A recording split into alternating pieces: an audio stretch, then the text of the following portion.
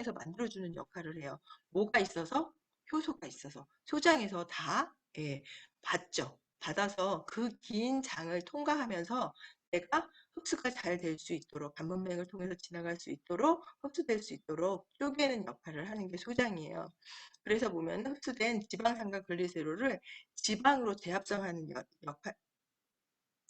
역할을 하는 거예요. 간은. 그래서 뭐냐면 지방을 통해서는 뭐냐 합성을 하는 역할을 많이 해요. 그래서 뭐 성호르몬의 기본 물질인 콜레스테롤을 합성하는 역할을 하고요. 또 이 콜레스테롤은 뭐를 갖고 있냐면 지용성 비타민 우리 A, D, E, K가 있는데 얘네들이 지방 콜레스테롤하고 같이 지방산과 만나지 않으면 지용성 비타민이 제 역할을 못해요.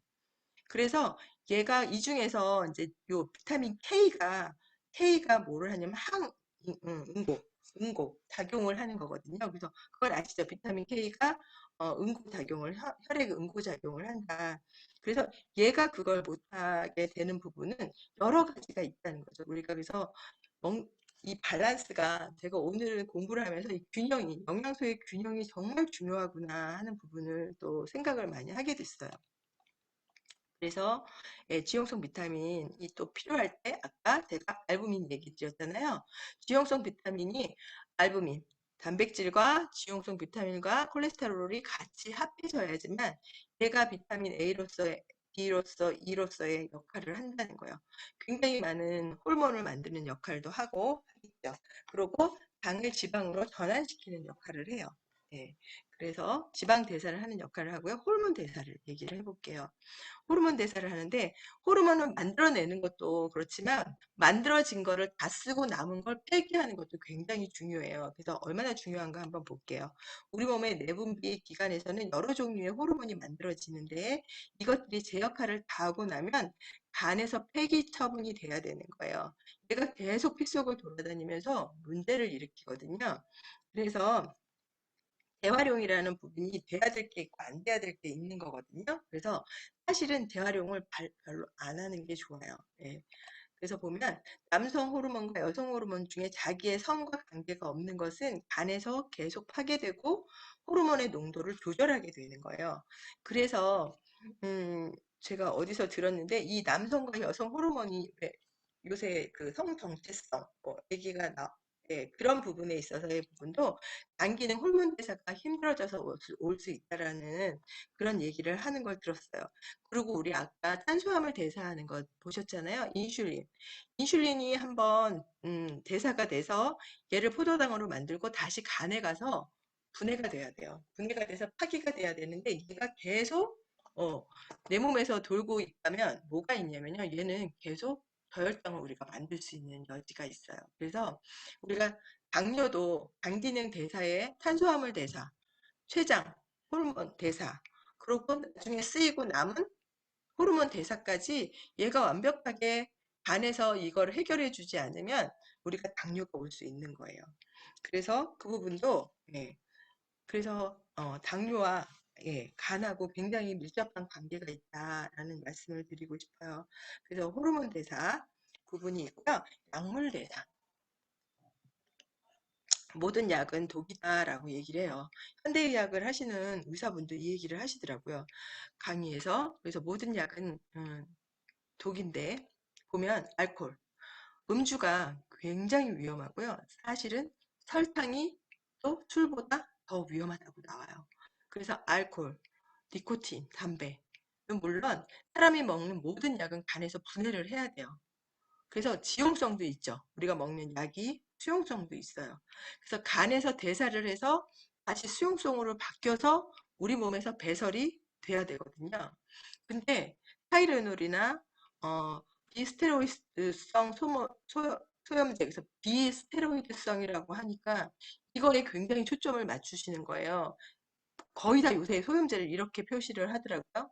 굉장히 위험해요. 이거는 신장에서 분해가 돼야 되고요. 타이레놀은 간에서 대사가 돼야 되는 부분이에요. 그렇기 때문에 이 약물들이 간을 굉장히 많이 해독을 많이 하게 만들죠. 이 약물들이.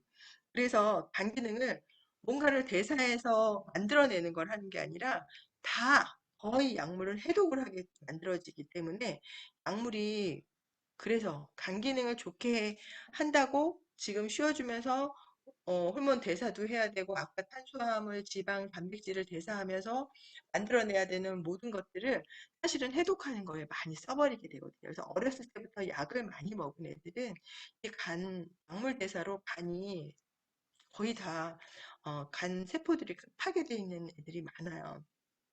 그래서 타이레놀, 이런 소염제, 항생제, 예, 이 항생제는 우리가 보면은 이게 음, 호중구, 우리 백혈구를 굉장히 많이 망가뜨리게 하고요.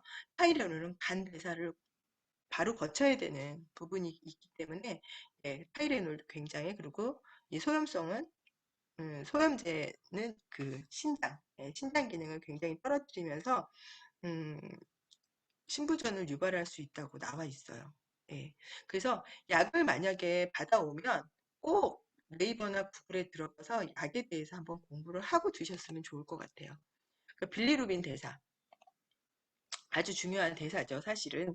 얘가 하는 역할이, 간에서 하는 게 뭐 그렇게 크지 않을 것 같은데라고 하는데 사실은 굉장히 커요. 당부학을 하는 우리는 빌리루빈 대사에 대한 부분을 많이 공부를 해야 돼요. 골수에서, 왜냐하면 얘가 모든 당부들하고 연결이 많이 돼 있기 때문에 골수에서 만들어진 적혈구가 약 120일 동안 산소를 운반하는 짐꾼 노릇을 충실히 수행하고 나면 간이나 지라 등에서 간이나 지라 우리 비장이죠. 등에서 소멸되고 예, 파괴되고 대사되고 그러면서 적혈구에 헤모글로빈이 파괴된 물질이 사실 빌리루빈이에요. 그래서 사실은 내 몸의 간의 입장에서 얘를 보면 얘도 독이에요. 사실은.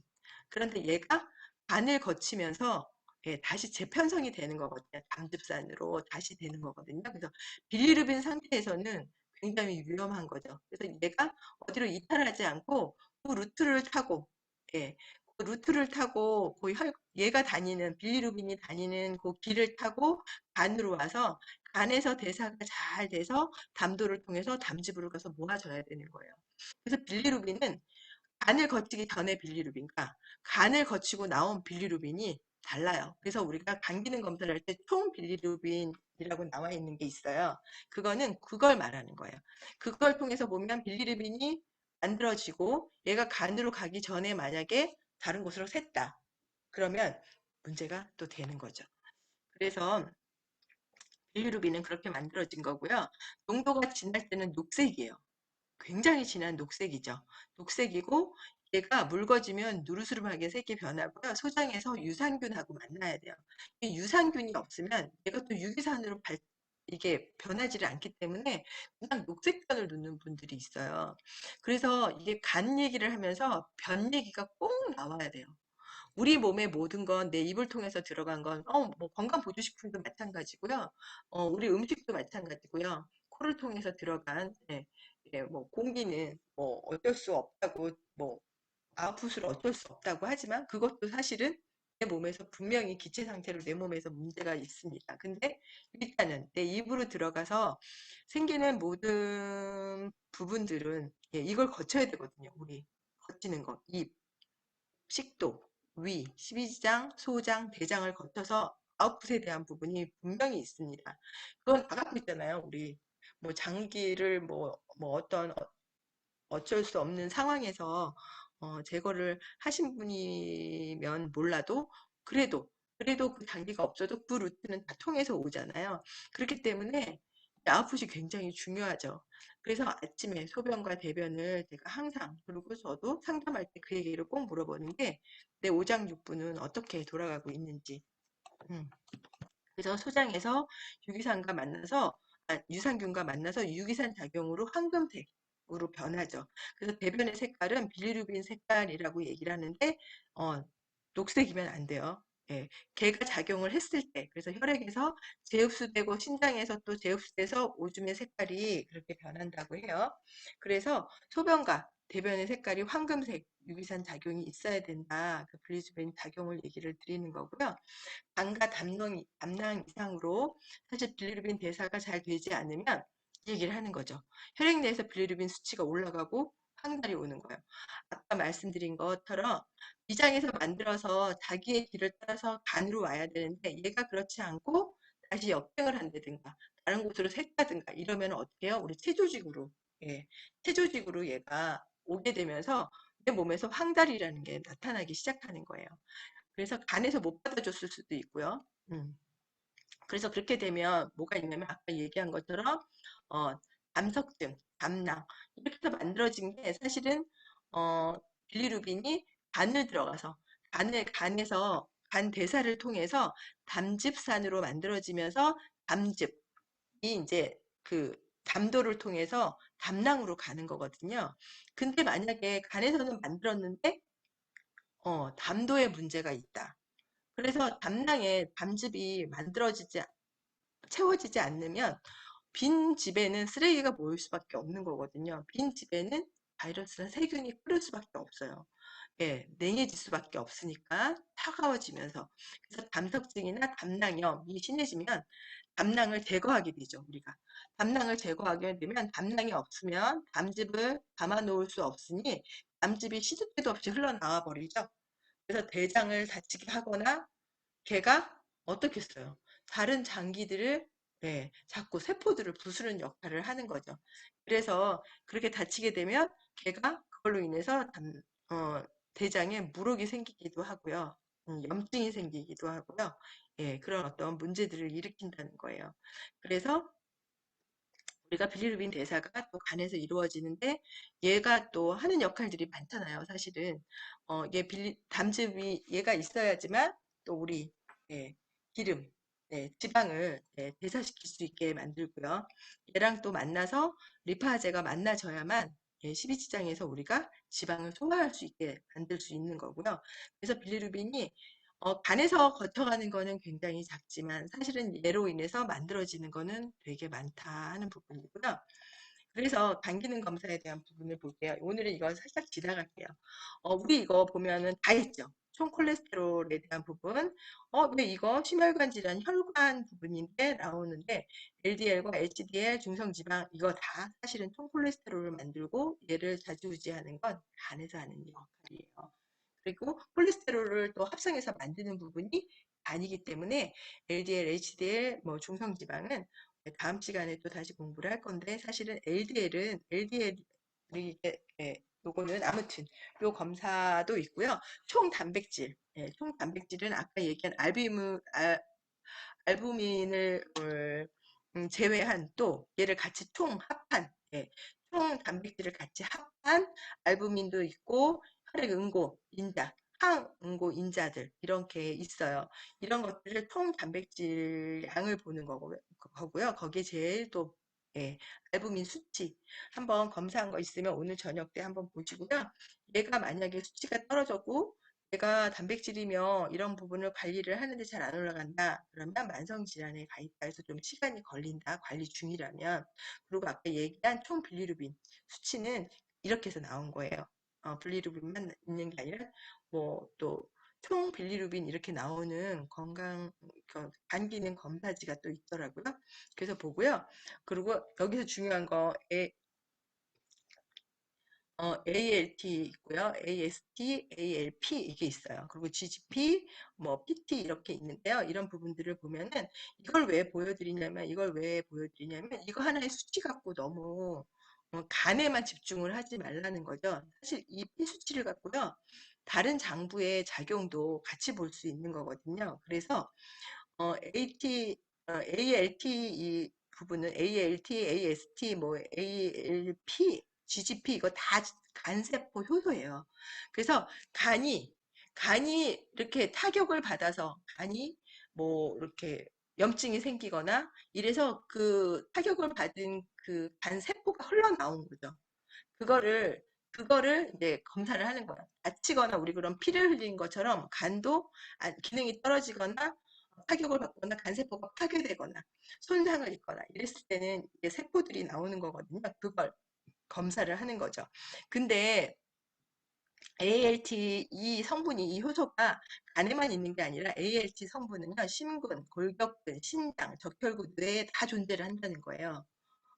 얘는 다 여기에도 존재를 하기 때문에 이 수치가 올라갔다 그래서 간세포만이 아니라 얘는 이런 것들에도 뭐 문제가 있을까? 그래서 뭘 봐야 되냐면 간만이 아니라 그 사람의 다른 기능에 대한 부분도 보셔야 되는 거죠.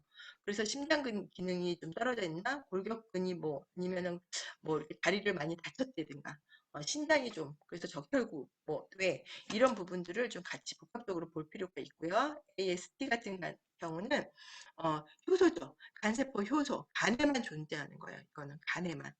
그래서 얘는 보면 간에만 존재하는 거기 때문에 얘 수치가 많이 올라갔고 다른 수치가 떨어져 있다. 그러면 간세포가 고장이 난 거. 그리고 ALP 간세포 효소인데 얘는 간과 담도에 굉장히 많이 존재를 하고요. 그리고 뭐냐면 여기 뼈, 골모세포, 뼈, 소장막세포. 그래서 소장이 고장이 났을 때도 예, 이 수치가 많이 올라가 있겠죠. 그러니까 심장, 근위, 세간 이런데 신장에 그리고 태반 그래서 임신 말기에 예, 말기에 있는 분들한테도 이런 여기 수치는 많이 올라갈 수 있고요. 만약에 이런 데 다 괜찮은데 그러면 얘는 간과 담도에 그래서 담즙이 정체 시에 3배에서 4배까지 증가를 한다고 해요. 그래서 얘가 많이 증가돼 있다 그러면 나 이런 데 문제가 없어. 혀에도 별 문제가 없고 내가 임신도 지금 아니고 장도 괜찮은 것 같으면 담낭에 내가 문제가 있고 담도에 혹시 문제가 있을까? 해서 한번 찾아볼 수 있는 거죠. 그리고 GGT는 이게 감마 글루타민이라고 하는 전이 효소인데 얘가 요새 많이들 있어요. 그 전에 사실 없었어요. 제가 몇 년 전만 해도 얘는 많이 없었거든요. 근데 요새는 검사지를 이렇게 보면 얘가 많이 들어있어요. 얘는 요 ALP랑 같이 작용을 또 거의 비슷하다고 보면 돼요. 그런데 뭐가 있냐면 얘는 뼈에는 없어요. 태반에도 없거든요. 얘는 그 대신 신장, 췌장, 비장, 심장, 뇌에는 존재를 해요. 얘는 존재를 하고요. 제일 많이 나타나는 게 뭐냐면 음주예요. 얘 수치가 많이 올라가 있고 안 떨어진다 그러면 내가 이분을 생각할 때 저 술 잘 안 마시는데요 했는데도 나는 그냥 한번 집어볼 수 있는 거예요. 그래서 음주, 비만, 약물 이런 약물에 많이 노출되어 있는 분들이 이 수치가 많이 올라가 있어요. 예. 그래서 한경령선제라는 게 뭐냐면 와파린 같은 거예요. 그래서 심장, 예. 심장, 뇌 이거 다 걸리는 거죠. 그래서 이게 이제 같이 연계해서 우리가 볼 수 있다. 그래서 간 기능 하나만을 보는데 간 기능 검사하는데 이게 다 같이 걸리는 거예요. PT는 응고, 혈액 응고를 얘기를 하는 거고요. 간의 합성 기능을 하는 부분이에요. 그래서 얘가 혈액 응고, 인자, 세포를 만드는 그 효소를, 단백질을 만드는 역할을 하고요. 얘는 이제 급성 간질환에 노출돼 있을 때 이렇게 수치가 굉장히 올라간다고 해요. 그래서 보면 우리가 이걸 또 공부를 안 할 수가 없어요. 네, 그래서 간 기능에 대해서 우리가 공부를 하는데 우리 다 나왔죠. 왜 총콜레스테롤 우리 이 심장에 우리 관한한 부분이고요. 그래서 간 기능 떨어지면 심장 기능 떨어지고 간 기능 올라가면 심장 기능, 비장 기능 이게 다 상생관계로 우회적으로 도는 관계이고요. 그래서 요거 제가 잊어버릴까 봐 제가 넣어놓는 거예요. 우리가 또 다음 주는 한 주 쉬잖아요. 그래서 한번 요거 그리는 거 한번 해보시면 좋을 것 같아요.